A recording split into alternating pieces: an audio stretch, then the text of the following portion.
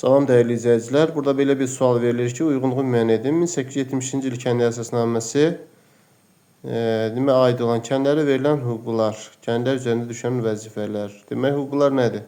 Pay torpaqlarının satın alınması. Bəli, belə bir hüququ var idi kəndlinin.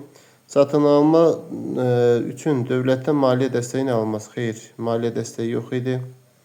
Meşə, çəmən, otlaq sahələrinin pay torpağı ala bilməzdilər. Bu səhvdir.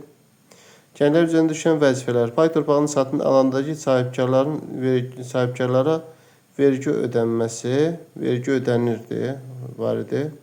Sahibkarların xeyrinə biyar yerinə yetirilməsi, biyar ləğv olundu. Burada pul ödənişi olmuşdu. Buna görə B yanlışdır. Öz pay torpaqlarının məcburi satın alınması yanlışdır.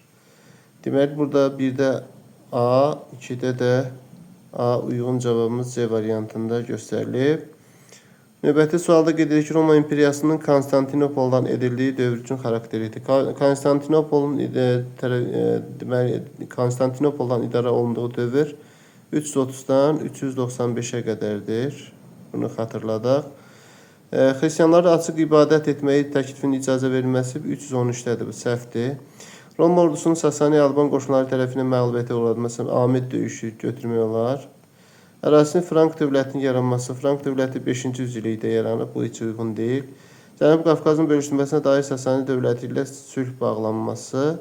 Parfiya ilə müharibədə yeni ərazilərin işğal. Parfiya dövləti yox idi artıq bu dövrdə.